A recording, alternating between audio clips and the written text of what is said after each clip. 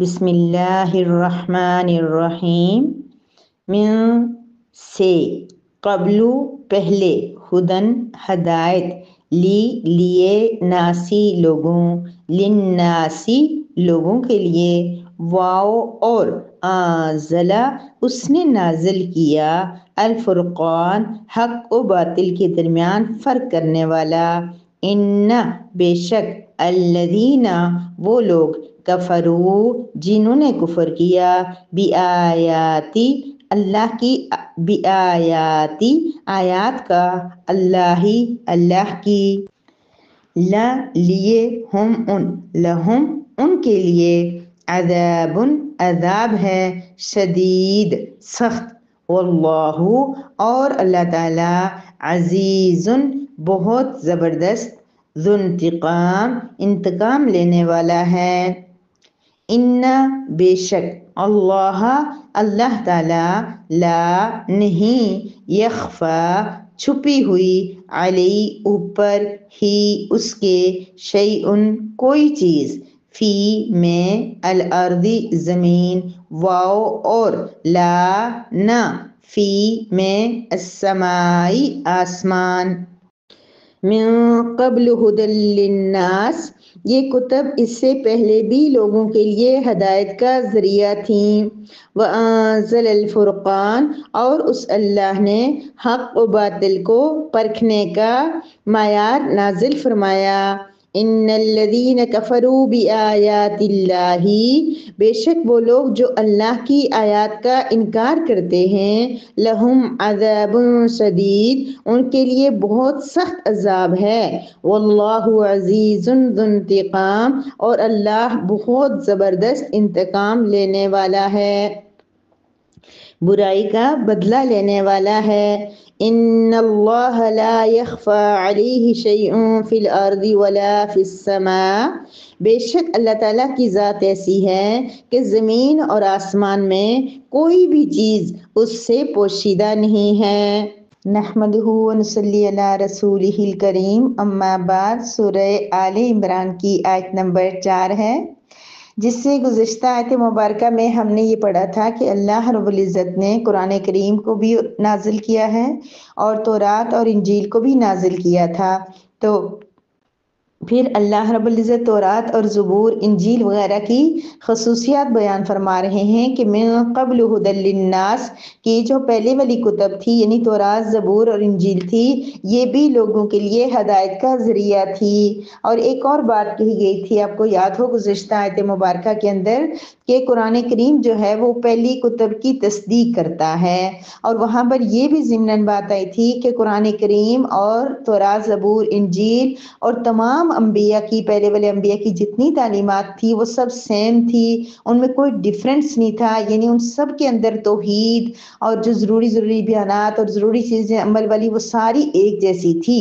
تو یہ بات یہاں کہی گئی ہے کہ جس طرح قرآن لوگوں کے لیے ہدایت کا ذریعہ ہے، اسی طرح گزشتہ کتب بھی اپنی اپنی اقوام کے لیے، اپنی اپنی قوموں کے لیے، اپنی اپنی امتوں کے لیے ہدایت کا ذریعہ تھیں، ان سے بھی لوگ اس وقت ہدایت حاصل کرتے تھے۔ لیکن بعد میں ایسا ہوا کہ لوگوں نے ان میں تخفیف کر دی، ان کے اندر بہت زیادہ چینجنگ کر دی، اور جو چینجنگ ہوئی ہے اس کو بھی اللہ، اس کی بھی قرآن کریم تصدیق کرتا ہے۔ مطلب یہ ہے کہ اللہ رب العزت کا قرآن ہمیں یہ بھی بتاتا ہے کہ اصل تورات، زبور اور انجیل میں کیا مسائل تھے، اور بنی اسرائیل نے ان میں کتنی تبدیلی کر لی، اور کیا کیا چیزیں اصلی حالت میں موجود ہیں اور کیا نہیں ہیں۔ قرآن کریم ہم جب ڈیٹیل میں پڑھیں گے تو انشاءاللہ بہت جگہوں پہ یہ وضاحتیں آئیں گی کہ پہلے والی کتب کے بارے میں اللہ رب العزت ان کی ہر چیز سے ہم آگاہ فرماتے ہیں۔ پھر اس کے بعد اللہ پاک فرما رہے ہیں کہ وَأَنزَلَ الْفُرْقَانَ اللہ پاک نے حق و باطل کے درمیان فرق کو نازل کیا۔ کیا مطلب؟ یعنی یہ جو اللہ پاک نے تمام کتب دنیا میں بھیجی، یہ کتب پڑھنے کے ساتھ انسان کو حق و باطل کے درمیان فرق کرنا آ جاتا ہے۔ ایک معنی اس کا یہ بھی ہے کہ انسان کو وہ فہم عطا ہو جاتا ہے جس سے اسے یہ پتہ چل جاتا ہے کہ حق کیا ہے، سچ کیا ہے، صحیح کیا ہے، غلط کیا ہے، میں کہاں صحیح ہوں، میں کہاں غلط غلط ہوں، دوسرا کہاں تک صحیح ہے۔ بعض اوقات ہم دوسروں کے بارے میں کبھی بھی دوسرے کو صحیح نہیں مانتے، ہم ہمیشہ کہتے ہیں کہ ہم ہی ٹھیک ہیں، دوسرا غلط ہے۔ لیکن جس کو قرآن فہمی آ جاتی ہے تو وہ دوسروں کی حقیقت بھی، دوسروں کے حق پہ ہونے کو بھی مان لیتا ہے، وہ سمجھ جاتا ہے کہ غلطی مجھ سے بھی ہو جاتی ہے، اور خود بھی کبھی غلطی بھی ہو تو اس کا بھی ادراک اس کو ہو جاتا ہے۔ پھر فرقان کا مطلب معجزات بھی ہیں کہ اللہ رب العزت نے بہت سارے، یعنی بہت لوگ جو ہیں وہ علم سے بھی سمجھ جاتے ہیں، کتب سے سمجھتے ہیں، لیکن نہیں سمجھتے تھے جو، تو ان کے لیے اللہ رب العزت نے انبیاء کو ایسے ایسے معجزات بھی عطا کیے کہ جو حق و باطل کے درمیان فرق کرتے تھے، انبیاء کو غیر انبیاء سے اور جادوگروں سے جدا کرتے تھے۔ پھر اس کے علاوہ فرقان کے بہت سارے مطلب ہیں۔ فرقان کا مطلب یہ بھی ہے کہ یہ جو قرآن ہے، کتاب ہے، یہ بھی حق و باطل کے درمیان فرق کرتی ہے، واضح کرتی ہے، کلیئر کرتی ہے، حق کو الگ کرتی ہے، باطل کو الگ کرتی ہے، سچ کو صحیح ثابت کرتی ہے، درست کرتی ہے، الگ کرتی ہے، جھوٹ کو الگ کرتی ہے، اور تورات زبور انجیل بھی حق و باطل کے درمیان فرق کرنے والی تھی۔ فرقان بہت ڈیٹیل معنی کے لیے استعمال ہوتا ہے، قرآن کریم میں مختلف جگہوں پہ یہ لفظ استعمال ہوا ہے۔ اللہ رب العزت یہ فرما رہے ہیں کہ ان الذین کفروا بآیات اللہ، جو لوگ اللہ کی آیات کا انکار کرتے ہیں ان کے لیے شدید عذاب ہے۔ ظاہر سی بات ہے، اس سے مراد تو کافر لوگ ہیں جو کہ قرآن کریم میں موجود اللہ پاک کی آیات کو مانتے ہی نہیں ہیں۔ لیکن میری پیاری بہنوں، میری خوبصورت بہنوں، یہ قرآن میں صرف جو انہی کے لیے نہیں کہا جاتا، ہم مسلمان ہیں، ہم ان آیات کو مانتے ہیں، لیکن اگر ہم ان آیات کے مطابق اپنی زندگیاں چینج نہیں کرتے، ہم ان آیات پہ عمل نہیں کرتے، تو کہیں نہ کہیں ہم بھی پکڑے جائیں گے۔ بے شک اللہ تعالیٰ کا وہ عذاب جو شدید کفار کے لیے، کفرو انکار کرنے والوں کے لیے ویسا نہیں ہوگا، لیکن جو شخص اللہ کی آیات کو مان تو رہا ہو لیکن وہ ان پہ عمل نہ کرے، ان کے مطابق زندگی نہ گزارے۔ قرآن کریم سوچ لیجئے میری پیاری بہنوں، آپ نے پڑھنے کے لیے داخلہ تو لے ایڈمیشن اس میں ایڈ تو ہو گئے ہیں، مختلف جگہوں پہ اللہ رب العزت کے کلام کو پڑھ رہے ہیں، میں پڑھ رہی ہوں، لیکن اب ہمارا امتحان شروع ہو گیا ہے کہ قرآن کریم میں جو حکم ہمیں اللہ رب العزت کی طرف سے واضح الفاظ میں ملے گا، ہم نے اس میں کبھی پھر کمی کوتاہی نہیں کرنی، ہم نے پھر اس پہ عمل کرنا ہے، کیونکہ ڈائریکٹ اللہ رب العزت کے مبارک یعنی کہ الفاظ سے، اللہ پاک کے بتائے ہوئے علم کے مطابق ہم پھر سیکھیں گے کہ قرآن میں اللہ پاک نے ہمیں کس چیز کا حکم دیا ہے، تو ہم نے اس پہ پھر عمل کرنا ہوگا، کس چیز سے منع کیا ہے اس سے پھر ہم نے منع ہونا ہے۔ گویا کہ انکار کرنے والوں کے لیے تو شدید عذاب ہے، لیکن نہ ماننے والوں کے لیے جو وعیدیں ہیں، نہ ماننے والوں کے لیے جو سزا ہے، ہم نے پھر انشاءاللہ اس سے بچنا ہے۔ اور قرآن کریم کا کوئی حکم ہمارے سامنے آ جائے، نبی کریم صلی اللہ علیہ وسلم کی واضح حدیث مبارکہ ہمارے سامنے آ جائے اور وہ کلیئر ہو، اور وہ بخاری شریف اور مسلم شریف اور سنن نبی داؤد میں واضح مکمل صحیح حدیث کے اندر موجود ہو، اور حدیث صحیح ہو، اور پھر وہ ہمارے سامنے پہنچ جائے، تو پھر ہم نے یہ نہیں پوچھنا کہ ایسا کیوں ہے، اللہ پاک نے یہ منع کیوں کیا ہے، اس میں کیا وجہ ہو سکتی ہے، اس میں کیا گناہ ہو سکتا ہے، کیوں منع ہے۔ اللہ رب العزت نے منع کیا ہے، اللہ کے نبی نے جو حدیث میں چیزیں منع کی ہیں یا جو حکم دیے ہیں وہ بھی اللہ رب العزت کے کہنے پہ دیے ہیں۔ نبی کریم صلی اللہ علیہ وسلم بھی کوئی ایسی بات کبھی کہہ جاتے یا کوئی ایسی انسانی اس کے مطابق بات ہو جاتی تو اللہ کا قرآن آ جاتا، جبرائیل علیہ السلام آ جاتے۔ اس لیے نبی کریم صلی اللہ علیہ وسلم نے بھی اپنی پوری زندگی میں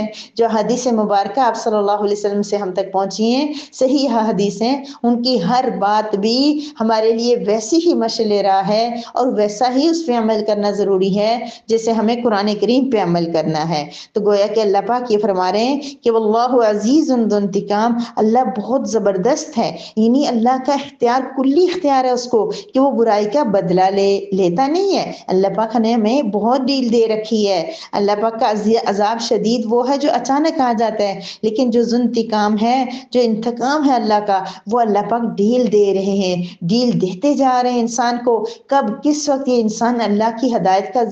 اللہ رب العزت کی ہدایت کو حاصل کر لے، اللہ پاک عذاب نہیں دیتے، لیکن جب انسان مرتے دم تک بھی ہدایت کو حاصل نہیں کرے گا، مرتے وقت تک اپنے آپ کو ٹھیک نہیں کرے گا، تو پھر اللہ تعالیٰ ذو انتقام بھی ہو جائیں گے، کیونکہ اللہ رب العزت نے اتنے انعامات دیکھے اس دنیا میں ہمیں جو بھیجا ہے، اور جو کچھ اللہ پاک ہمیں دے رہے ہیں تو اس کا تقاضا یہی ہے کہ ہم کم از کم اپنی زندگیاں اللہ اور اس کے رسول کے طریقوں کے مطابق گزاریں۔ اگر ہم آخر تک مرتے وقت تک ایسا نہیں کریں گے تو پھر اللہ رب العزت زبردست حکمت والے اللہ رب العزت